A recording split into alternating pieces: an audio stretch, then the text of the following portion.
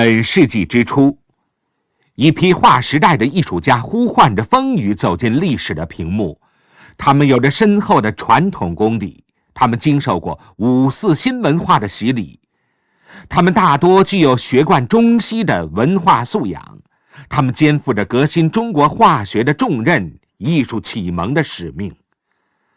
丹青丰碑铭刻着一个世纪的风云，记载着关于美与审美的文化变迁史和从保守走向开放的历程。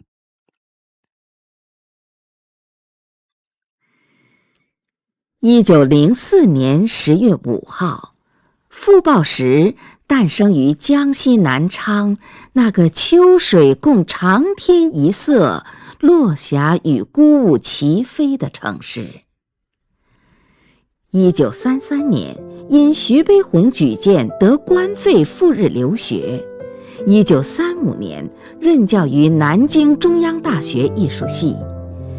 50年代，任南京师范学院美术系教授，江苏省国画院院长，中国美术家协会副主席。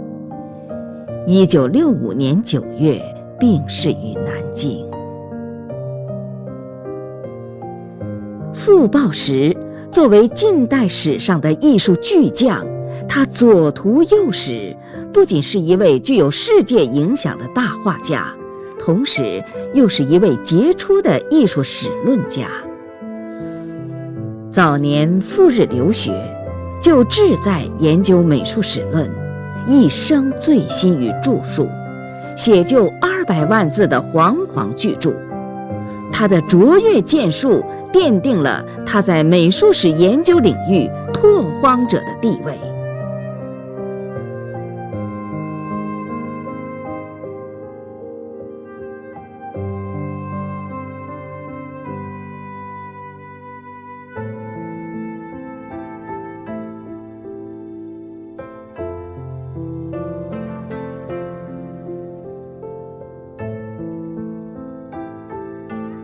傅抱石，他短暂的61个春秋，彗星一般从本世纪波诡云谲的时空划过，但留下了不灭的辉光，也留下了不灭的记忆。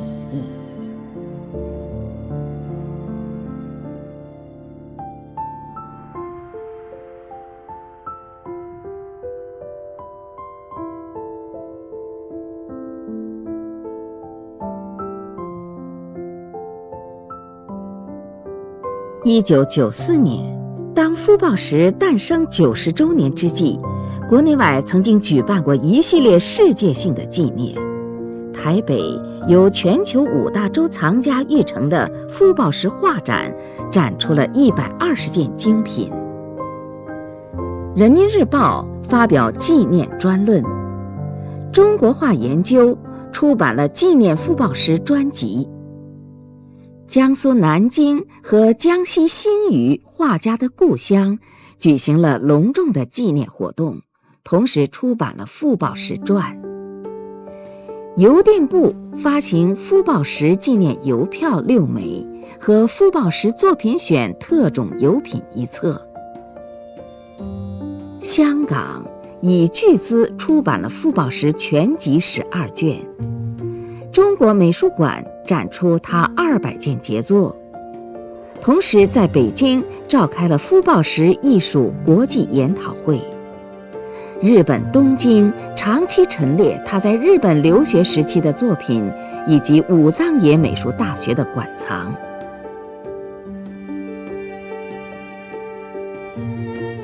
傅抱石的每一项成就都足可千秋，而尤以傅家山水在近100年画史上使其成为开宗立派的人物。本世纪山水画领域的峰峦叠嶂中，耸起4大主峰：张大千、黄宾虹、傅抱石、李可染。徐悲鸿评张大千为500年来第一人，张大千称誉傅抱石800年来无此其比也。傅抱石一生画过2000多幅国画，极光片羽都为人们所珍爱。他的山水画笔墨淋漓，精力弥满，大气磅礴，意气轻旷，豪情横溢，有着极丰富的内蕴和情思。他独创的抱石皴法丰富了现代山水画的表现形式，使大写意的山水画法在表现诗人般浪漫情怀时更为痛快酣畅。笔歌墨舞若酒神节的狂欢，其恢宏的气度至今依旧生机盎然，风采如新。傅抱石的山水画注重畅写山水之性情，他多次著文要求体现自然内在的精神运动和雄壮美丽而又微妙的含蓄。况惠峰说：“无听风雨，无览江山，常觉风雨江山外有万不得已者在。”能否感悟到风雨江山外的万不得已者为何物，是一个有诗心的哲人画家和平庸画匠的根本区别。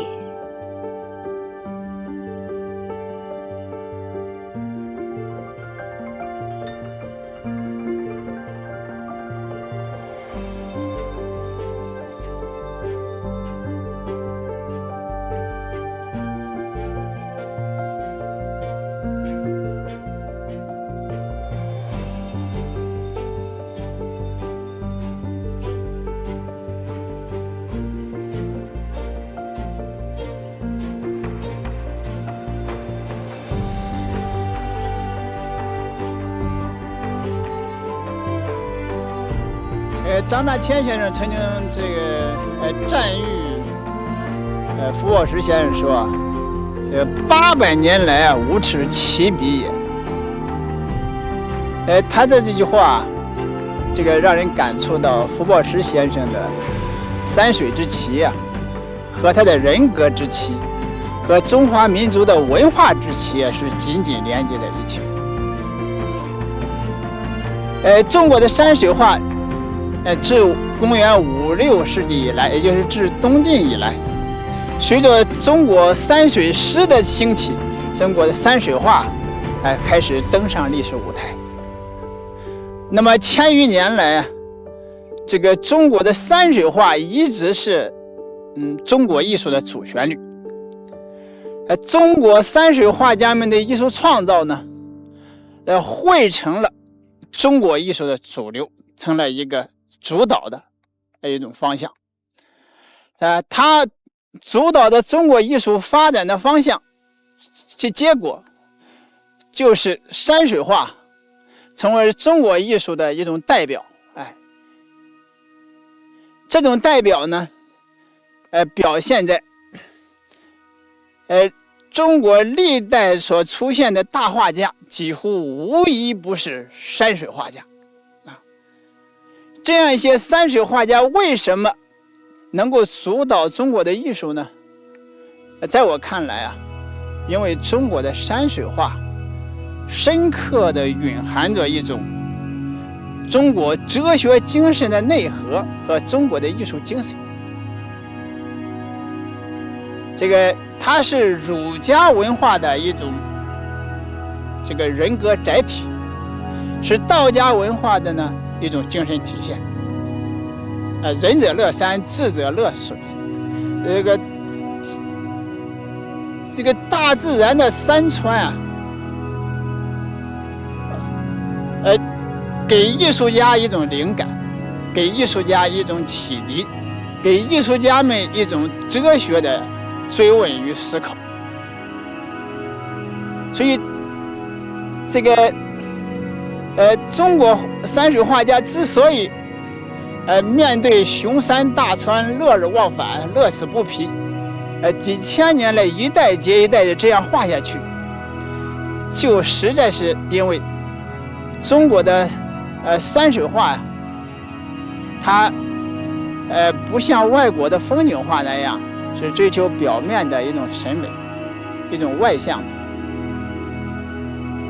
而中国画恰恰相反，是追求一种内向的，是一种本质的一种精神的美。这种内向的本质的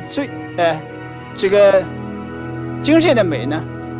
是对社会生活的一种反省性的一种反应，是对自身呢人格的一种内在的追问，一种超脱。这种追问与超脱，恰恰就汇成了中国山水画的那种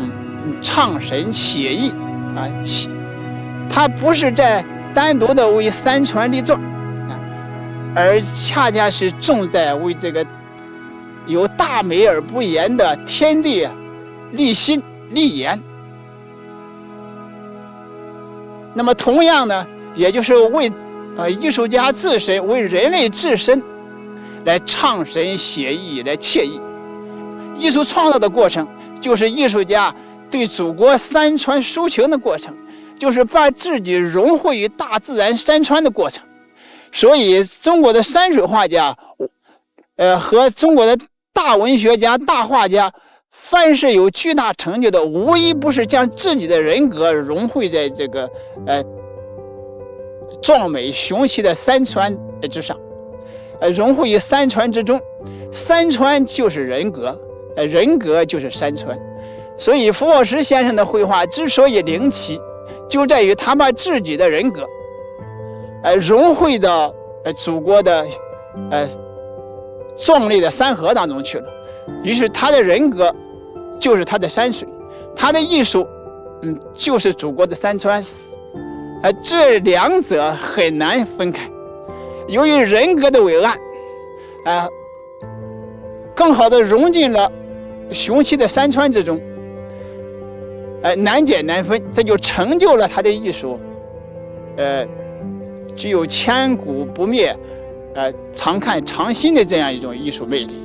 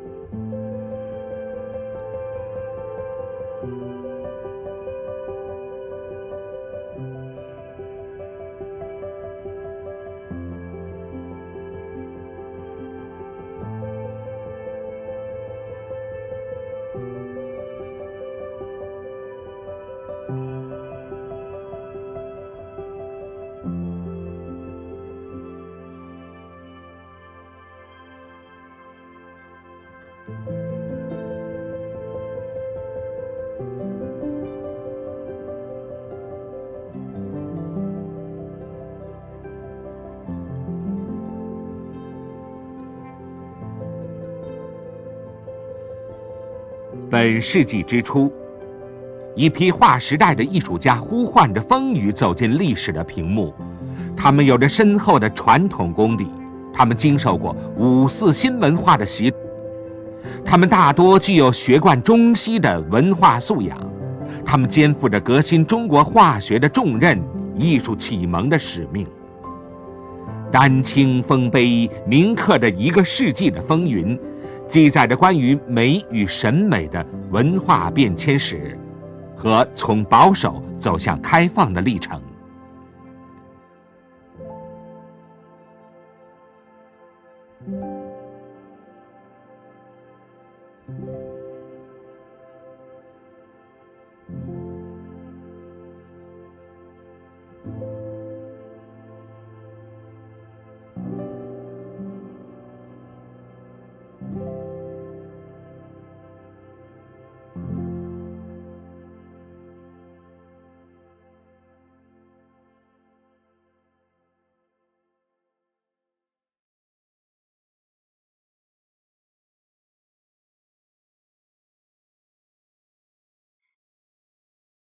中国画自公元5、6世纪以来，山水画几乎一直是中国艺术的主旋律。历代出现的伟大画家又几乎无一不是山水画家，是他们主导了中国传统艺术的发展方向，是他们的艺术创造汇成了1000余年来中国艺术的主流。这是因为山水画最深刻地蕴含着中国的哲学内核和中国的艺术精神。中国的山水画与西洋的风景画有着质的不同。如果说西洋的风景重在审美，而中国的山水画则重在唱神写意。意不在为山川地转，而在为有大美而不言的天地立言立心，同时也集借山川为我寄情抒怀惬意。中国艺术美的追求，不是外向的、表面的、易逝的、为感官享受的美，而是内在的、本质的、常驻的精神的美，是对人的自由生命的肯定，是对现实反省性的反应，对自身内省式的超脱。山水是儒家文化中的人格载体，是道家文化的精神体现。仁者乐山，智者乐水，从中启迪出种种的哲学思考。它是儒家文化架构中的一个标志，它承载着古老东方的智慧，人们会从山山水水中获得种种人生体验。欣赏山水画，可通过哲人的目光折射而体现出某种属于人的精神与品质，领略心灵的启示，亦即人格。另从道家文化说，山水画不仅可观、可游、可居，更可容。不论画家还是欣赏者，都可融进山水，山水即我，我即山水。庄子天地与我并生，而万物与我为一的齐物论思想，在这里找到了归宿。山水画只要达到某一境界时，便不知不觉之中与庄子精神相凑合。这样，儒道互补在山水画中表现得最为充分。山水画家对山水画后面的人格的把握，即使画家自己人格向山水画的沉浸融合。傅抱石的人格是同其山水画融为一体的。历史上吸收庄子精神的大画家、大文学家，其作品无一不是由其人格所流出，并以之陶冶人生。故庄子与孔子连同他们的艺术精神一样，依然是为人生而艺术。这就历史地决定了山水画永世不衰的主流地位。陈恒恪总结文人画之要素：第一，人品；第二，学问；第三，才情；第四，思想。傅抱石又将其概括为人品、学问、天才。他更强调了天才贵我、人格至尊的价值。因此，山水画在傅抱石那里被视为文人画家的桃花源，又是严肃之林场。在本世纪对文人画众口一词大张挞伐的时候，傅抱石并未被时尚所左右。当当人们要以西化改造中国化，甚或取消国化的时候，傅抱石以他的理论和实践捍卫了中国化的尊严。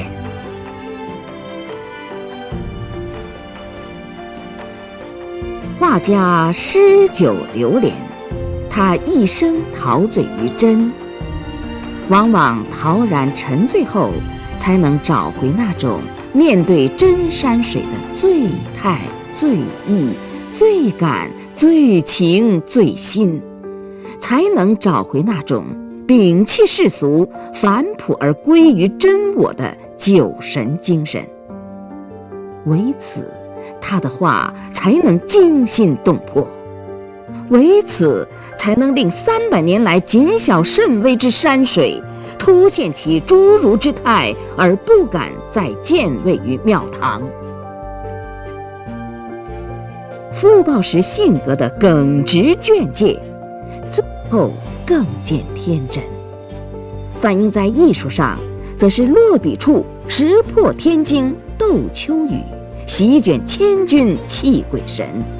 是创作激情的触发，是艺术灵感的推荡，才使他的创作进入一种纯美物我两忘的境界，任情挥洒，气贯斗流。傅抱石烟雨人生，天然神韵，他的如传大笔挥洒而就的无限江山，那风发标幅的生动气韵，正是画家人格的呼啸，心灵的燃烧。一个伟大的画人之心，就是一盏亮晶晶的时代之灯，照耀着画坛，也照耀着人间。千金之珠，必在九重之渊。傅抱石的山水画是热血男儿率真之情的流露，是对屈原、李白等优秀文化传统、忧患意识与浪漫情怀的继承，是对远自战国宋元军手下那个谢意磅礴的画史以来，中经顾恺之、宗炳、吴道子、梁楷、倪瓒、徐渭、石涛等齐命为心，总计大画写意画风的发扬。傅抱石读万卷书，得与古人神游，又有古今成大事业者所共有的种种人生体验。他最感兴趣、影响他最深的是中国画史上2个时期，一是东晋与六朝，一是明清之际。前者是从研究顾恺之出发而俯瞰六朝，后者是从研究石涛出发而上下扩展到明清。因为东晋是艺术思想大解放、中国绘画大转变的枢纽，而明清之际则是中国绘画花好月圆的时代。傅抱石从石涛那里继承来的不只是笔墨，而是偌大乾坤收时间的气魄，飘空如界理诗狂的放达，洗空世界听霹雳的壮气，眼高百代古无比的创造和眼光，足可见其不让前贤的大家风范。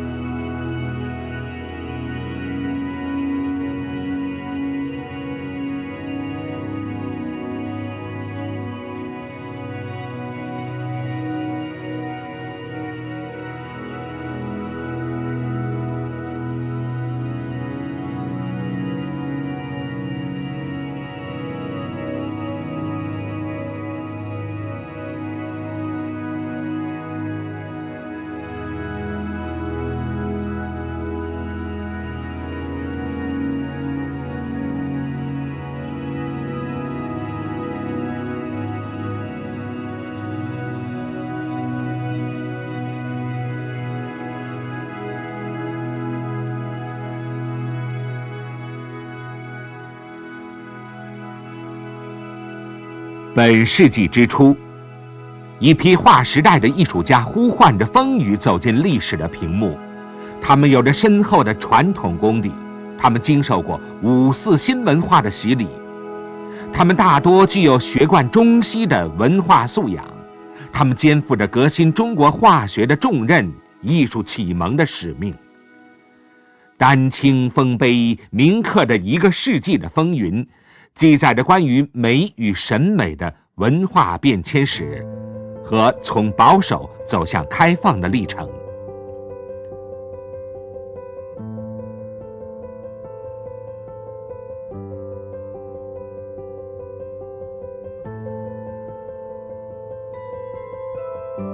我曾经有几次机会和我父亲呢一块儿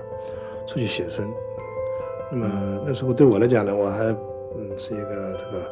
这个不够成熟的就各方面，所以呢，我总希望从我父亲那里多得到一些启示。那么我跟他写生过几次，最好的一次机会是1961年啊，这个我们到这个杭州。这个富春江啊，桐庐江、富春江、新安江，顺着那条路，我们一路往上走，一直到这个新安江的水库千岛湖那边，那么这一路上我们就看见好风景就停下来，只要我父亲说这地方挺入画，我们就停下来，汽车就停下来，然后大家就下来写生。这一路画过去当然沿途还有很多这个一些学画的人也有父亲一些学生什么，那么还有当地一些那个领导都很热情的接待。那么我最深刻的印象呢，就是我父亲呢，他这个干这个写生就收集素材这种事和我自己和其他我见过的一些画家有些区别像我们一般的就是来到这种新鲜的地方，感到这个风景漂亮的时候，我们就别的先都不管，就拿起笔把所看见的记录在那个本上其他的事情回家再干那么我父亲不这样，我总发现他的这个时间多半用在这个背这个手看东看西看，看完这边看那边，那么这个风景他觉得不错，他又然后再回到左右前后，再寻找其他的一些角度再来找。当这样子看了一遍的时候他那个小本上呢也做一点记录记录的很简单，他那线条要是其他人看起来好像草率画的这个潦潦草草，画了几根线。当中呢打几个圈，打几个三角，在旁边写一个什么注明一下那个颜色或者是那个一些方位他用那个简单的注明一下，但是那个画面上就是整个的来讲都看不清楚他的那个说的究竟那个画面将来想画成个什么样的画看不太出来。可这个时候我父亲呢，他这个实际上他的这个思考过程是很多的，他已经把这个构思他们都想清楚了。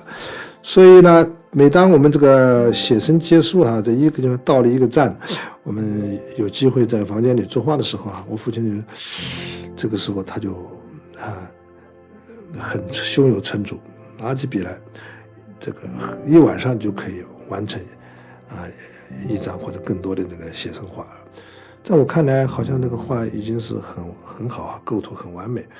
那么我自己拿出那个速写本我画得很仔细，画得非常仔细，每样东西我巨细无遗都给我画下来了跟照片一样。但是我面对我的那个速写本来想构思一张这个这个绘画或者山水创作的时候，我有时候束手无策，感觉到很费力那么在这个过程当中，我父亲显得轻松自如。我就问他我说你怎么这个速写本画的那样子简单你回来的时候创作的时候却又画的这么样子快当，这是怎么回事呢？这时候我父亲就告诉我，他说你呢用手用的多我用脑用的多他说我们国画的画家画的不能把自己等同于一个照相机你看见什么就画什么但是中国画它不是好像是面对现实，你就把你看见的画下来，这完全不叫做中国画创作。中国画创作它还要求的更高，要高得多啊。首先呢，你就是要在那个环境里面，你要是真正够感受到这个地方，能够引起你兴趣的是什么，你应该抓住它哪些东西。那么，另外要充分运用这个画家的自由，画家是自由的，他不是照相师啊。照相师可以选择角度，他有那个自由，但他不能够改变那个对象。画家这个完全没有人规定你必须要把什么画上，你必须什么东西不能省掉，没人规定，是全在你自己。这时候你就完全根据你的艺术创作的需要。所以说呢，你完全不必去顾虑哪样东西是必须画的，也不必画啊。你只要看这画面需要什么。那么到时候你看我的本上打开给我看啊，我这个本上你看见你在那张那个环境里面，你画的东西比我多，我画的少，但是我画的是我这个画面上我认为是需要的，不可少的。你罗列了一大堆东西，但是最后的时候你回到家里来选择，来剪裁，来这个重新好像是编辑一样。但是这个过程呢，我在那个当时就完成了。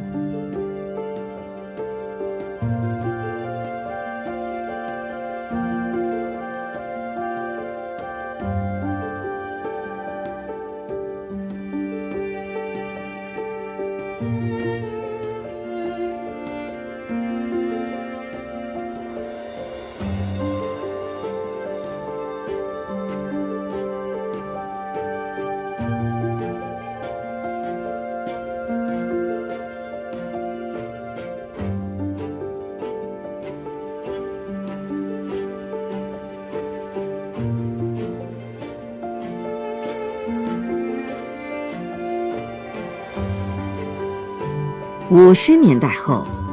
傅抱石的作品变得更为浑厚，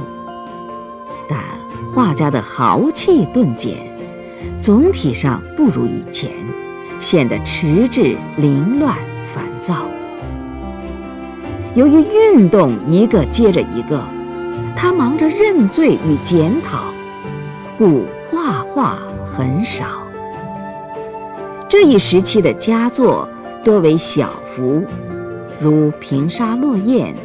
《秋风吹下红雨来》等作品。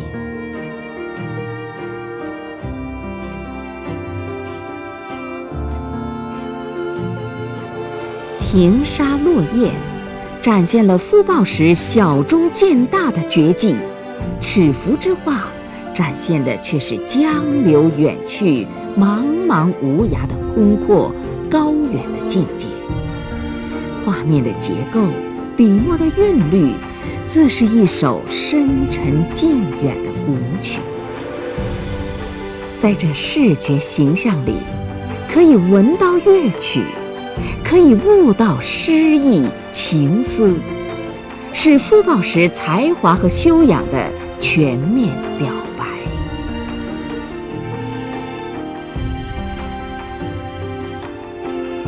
1956年，傅抱石的命运开始好转。1959年的轰动之作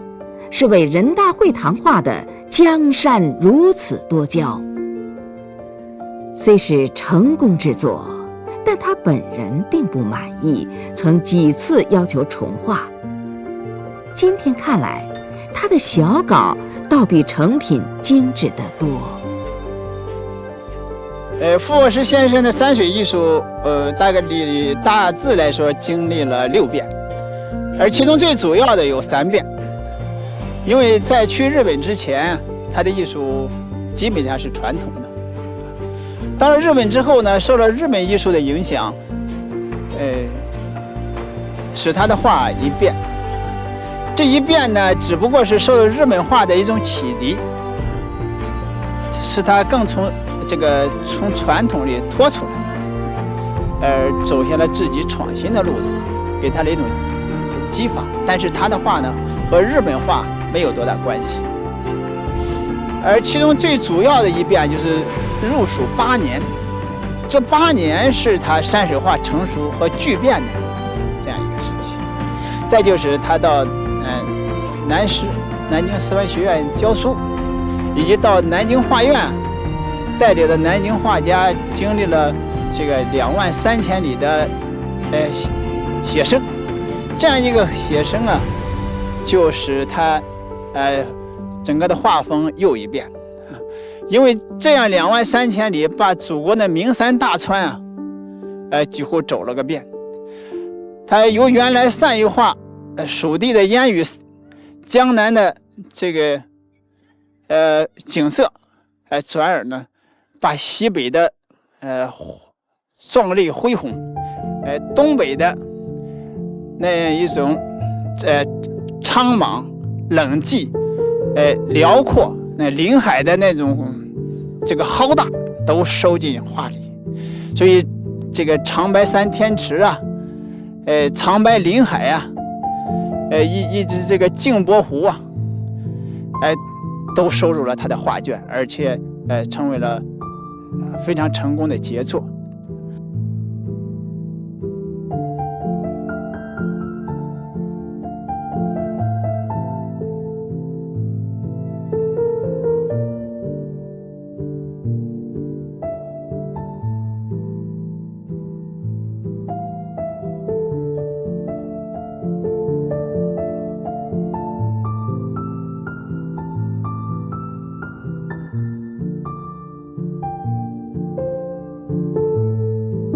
1960年，傅抱石到了画院，集中精力创作。23000里的游览写生之后，接着又踏遍东北3省。这一时期的作品，像白山临海、镜泊飞泉、漫游太华等，由激烈变得潇洒起来，似有法又似无法。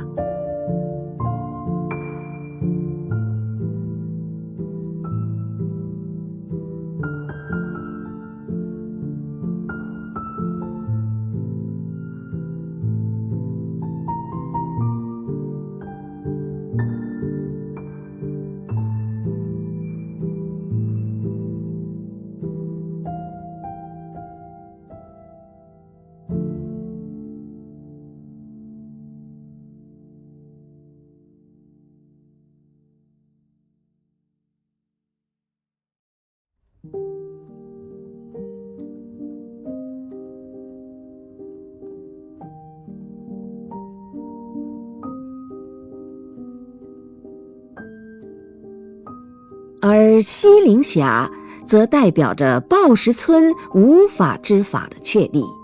既奔放又能控制，既率意又精毅，用笔既有激情又有法度，在万豪齐立的雄壮树村中，又略加一些细小的横村，笔的干枯浓淡也既统一又变化。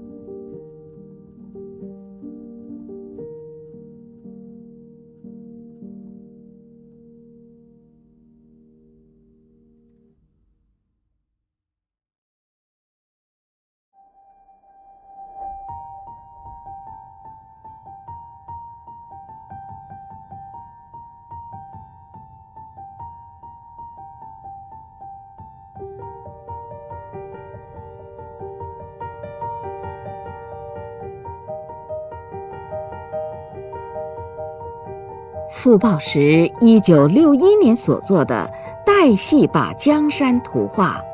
则把抱石村推向极致，成为他晚年最富特色的代表作。用笔雄健而洗练，疏野而精神，远山一任情绪之宣泄游曳。此画游迹入道，韵味无穷。傅抱石之画至此已达绝顶。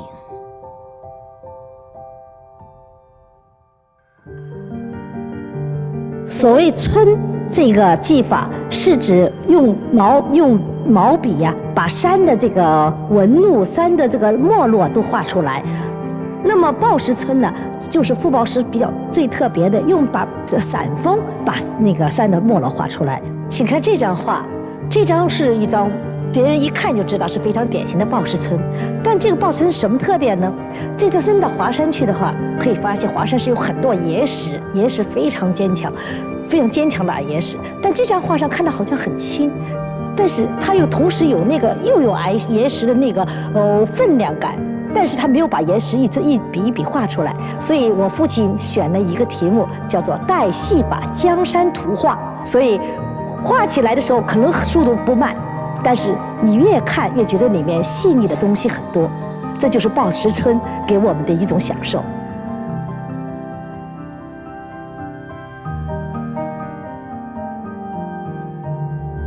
六合皆空，唯我为大的境界，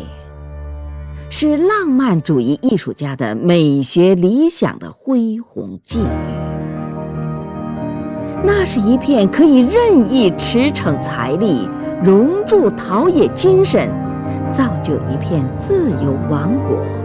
安放一个博大灵魂之所在，也是一个杜绝名利荣辱、荡涤世俗恶入和邪恶的净土。在这样的境界里，画家的心境和画境就会互为阐发，融化为一，于是心地宽阔，如玉在山，而草木润泽。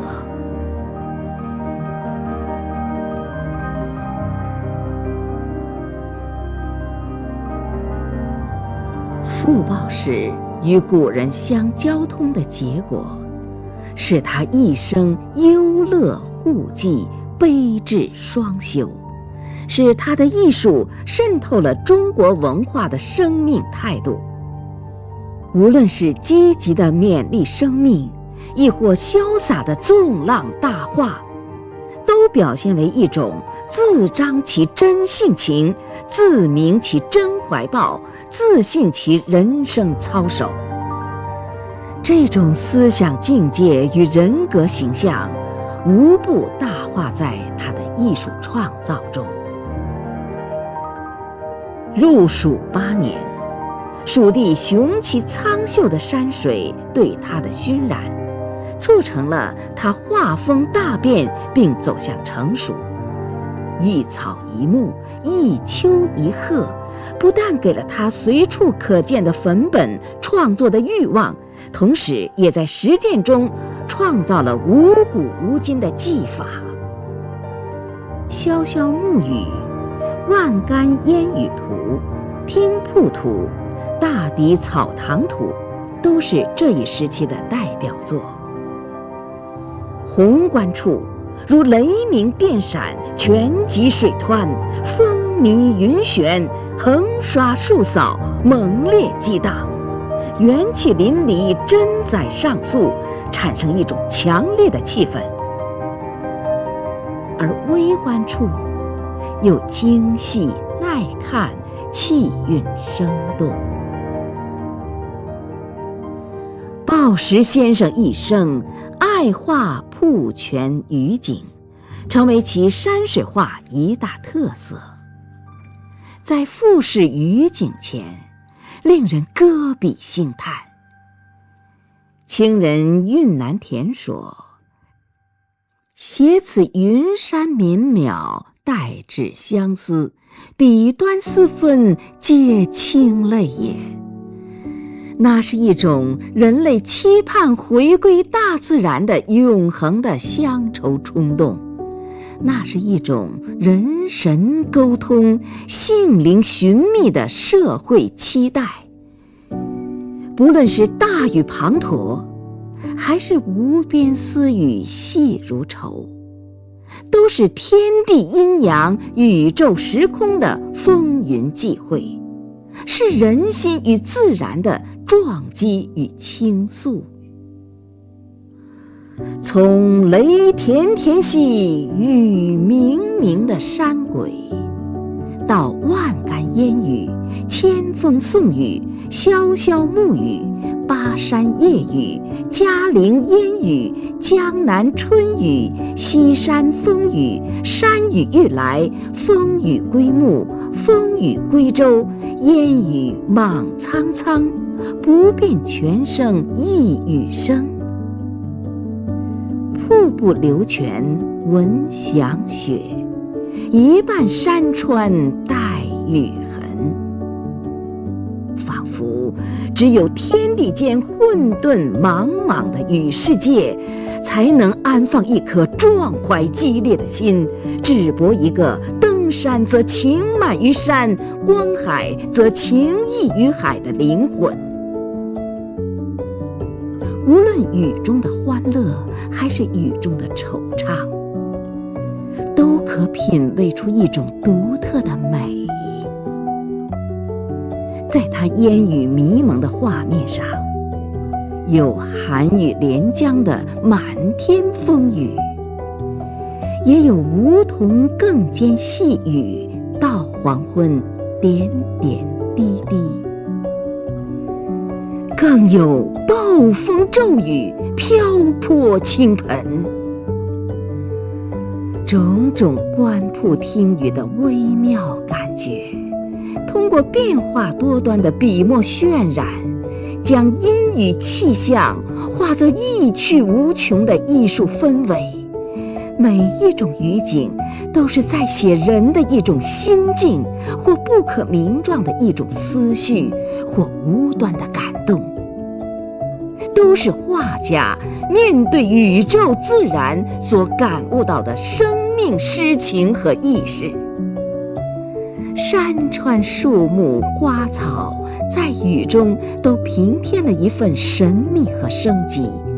它们舞蹈摇曳于风雨，尽情舒展活泼泼的生命。在傅抱石笔下，这一切都凝聚着人类对自身生命尊严的深切关照。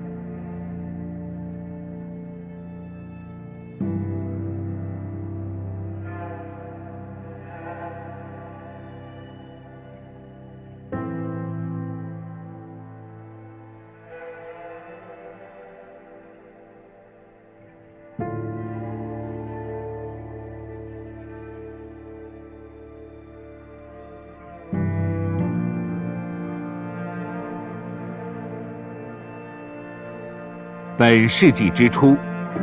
一批划时代的艺术家呼唤着风雨走进历史的屏幕。他们有着深厚的传统功底，他们经受过5·4新文化的洗礼，他们大多具有学贯中西的文化素养，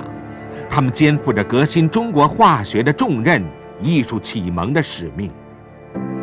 丹青丰碑铭刻着1个世纪的风云，记载着关于美与审美的文化变迁史和从保守走向开放的历程。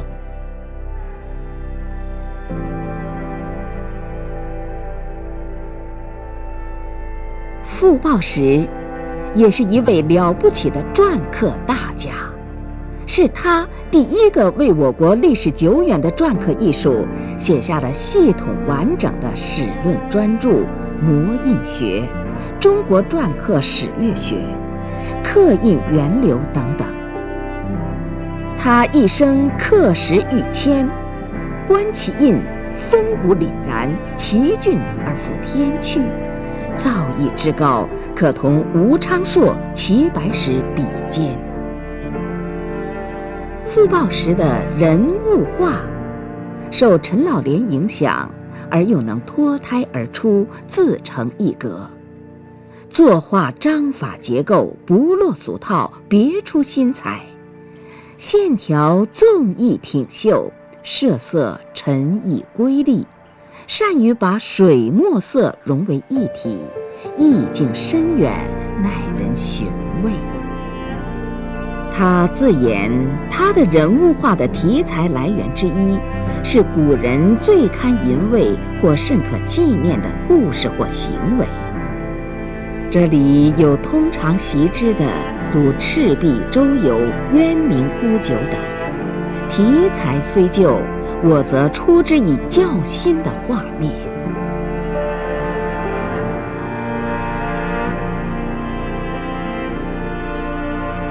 二乡图，湘君，湘君涉江图，湘夫人，是傅抱石仕女画中最具代表性的作品。形象古朴典雅，凝重端庄，面相丰满美丽，表情沉逸而略带忧伤。那袅袅兮秋风，洞庭波兮木叶下的语境，道出了画家抗战期间对国家民族的忧思，以及对理想美的追求。在生与死搏斗中的人生路途上，给人以理想、信念、温情和希望的是美，而女性美又是众美之源泉。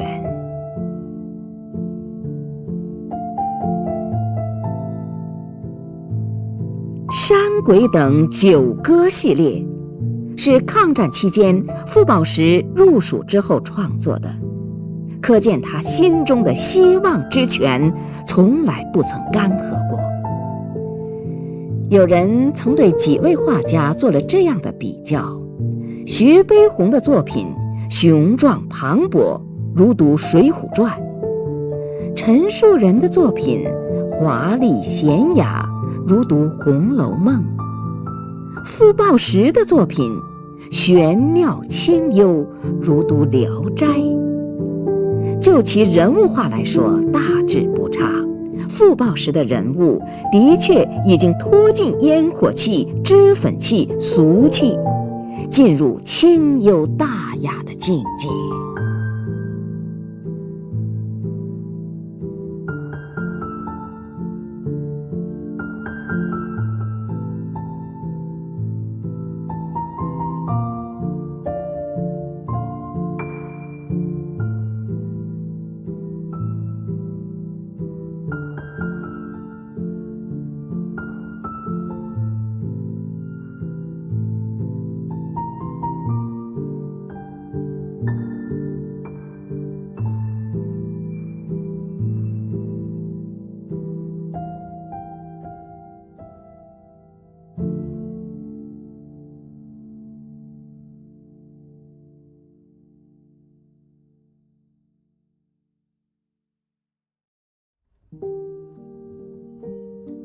他特别是强调这个自己在这个时代里生活的自己怎么表现到画里去。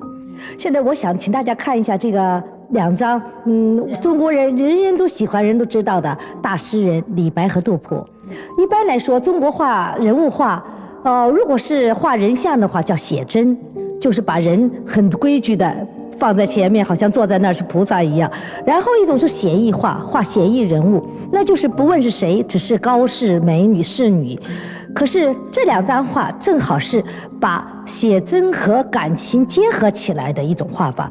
请看一下这个杜甫，杜甫的我们都知道他是诗圣，他的感情一直很深沉，为国家的、为民族的苦难而痛苦，所以他的眼神他的眼神就充满了一种思想，而后面的松树的这个背景呢，又把他的感情的那个思想的严肃性表现出来了。但是李白呢，正好是父亲选择了他的一首大家都喜欢的诗，叫做《花间一樽酒》啊，独饮无相亲。你看他的面孔的那个，就是那种渲染，在古典的画里是没有的。他的眼神是望着天，而背景呢是一说樱花或者梅花。因此，这个花间一樽酒的这个气氛啊，都烘托出来。所以这样的一看以后，人物又有对象，景又非常有感情，整个的气氛又是水墨画最喜欢的那种有气韵生动的气氛。所以我觉得父亲在真正抓住传统的功夫上，把这个现代的感觉，把他自己的个人的情绪表现出来，我觉得这是一种创新的。九章机原是宋代无名氏的乐府雅词，凭贾雨之清歌，写治所之春怨。傅抱石的九章机图是为同代人王鹏生的《贺九章机词》造诣的，借缭绕之语音，写缠绵之哀思。他已经不是在叙述一个故事，而是在创造一个感情的化身。如果说他的山水画表现的是一种雄浑中放出光明的壮美，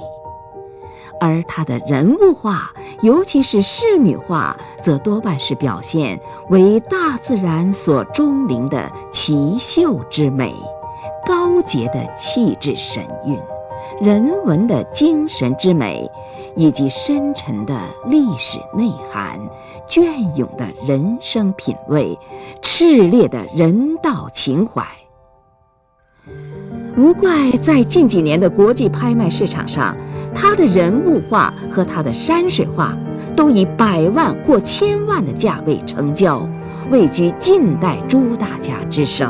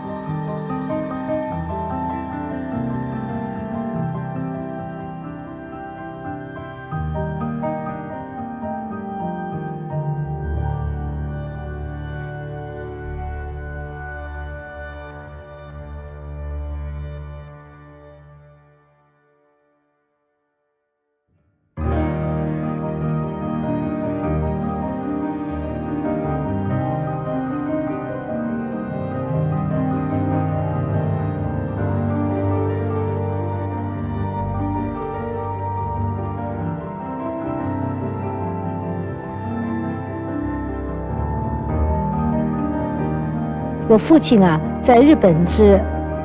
，1933年到34年在日本留学的。当时在日本开的展览会，当时日本最为有名的画家横山大观等啊，最有名的人都来参观，而且现在在他们的日记里都记下来。父亲诞生90周年的这个纪念活动里，我父亲的在校武藏野美术大学特地为傅抱石的诞生90周年举办了一个展览会，这就是父亲当时留在日本的作品。这个时候呢，就有很多当时这个一个有名的这个大的现在是东京艺术大学的校长那样，是日本的文部省大臣，他写的日记里就提到傅抱石的作品非常非常的吸引人。他说有着传统的功力啊，像八大山人那样让他激动，同时又有很多新鲜的东西。这个日记今年才发现的。我最近呢也到欧洲去了很多地方，不论是在那个大都会博物馆啊，纽约的，英国的伦敦的大英帝国博物馆，还有瑞士的这个布吕希美术馆，都是非常著名的美术馆，都有很多爸爸的作品。他们特别是请我去看，他们那些研究家和观众的反应啊都非常强烈，认为东方的艺术能够把他们西方的绘画都表现不出来的那种细腻的感觉能画出来，都非常非常的高兴。所以他们把他们的研究的书都给我看，我看了以后发现父亲确实是现在在全世界都有了很大的影响，走到哪儿都能和父亲见面，是我的幸福。我们小时候啊，那时候在抗战的时候我们的童年是在重庆金刚坡抗战的时候度过的。那么在那个年代呢，我父亲呢忙于抗日宣传，同时自己搞绘画创作，但是他没有忘掉培养我们兄弟俩这个对绘画的这个兴趣反复的告诉我们，作为一个中国人绝对不要气馁在世界这个大舞台上也许我们中国的经济赶不上发达国家，但是论到文化，论到艺术，我们中国在世界上是有非常之崇高的地位。这一点呢，他经常听到他这样鼓励我们呢，具有民族自信心他有一句很有名的话了，那么现在很多人都知道，我是多次听到他讲，就是作为一个中国人你是一个从事中国画的一个画家的话，你完全可以抬头挺胸举起大拇指，走入世界艺林，如入无人之境一样。那么这句豪言壮语一直激励着我。我从有的文章中看到，傅抱石先生不仅是一位杰出的画家，而且呢，在家里他是一位好丈夫，是一位好父亲。我想你们体会的会很深的，是这样吗？体会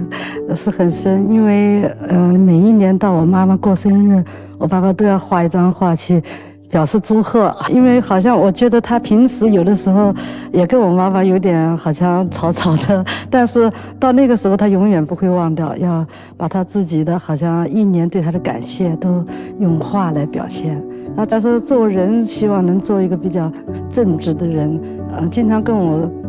开导，就说家里有个老奶妈，她说她的人格要比好多教授太太人格还要伟大，因为她有穷人的硬朗。我觉得父亲做人来说是非常的感情深厚的，因为父亲有很多朋友，他们的儿女他都养了他们朋友大概去世了，怎么一直养到他们到工作。那时候家里经济情况并不太好，但是从来没艰难过。我记得有一次我爸爸带我在家里藤廊下面走他说你看这些藤上面长的开的花，一朵朵红颜色的凌霄花，他说这些花很漂亮，但是呢他们自己没有骨没有筋骨，他们只是攀在藤上的，如果藤一倒的话，这个花就先倒了。所以你要是你这一辈子一定要先立业后成家，先做人后做事，说一定要是一个光明磊落的人。所以这句话这么多年来一直鼓励我，一直给我一个警戒，是我在日本生活也好，到别的地方工作也好，一直想到爸爸这句话。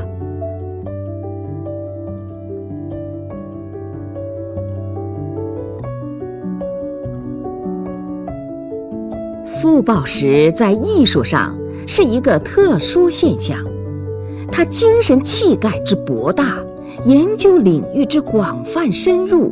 人格之不同凡响，艺术成就之辉煌，越百载而不一遇。致使我们欲对其幽深佳胜处做一次艰难而愉悦的探寻，也深感力不从心。傅抱石的艺术精神，无论从前人还是从后人的眼光看，都是一个典范。他心目中追求的人格理想、艺术价值标准、艺术伦理原则，既表现了历史的连贯性和继承性，又表现了超前性。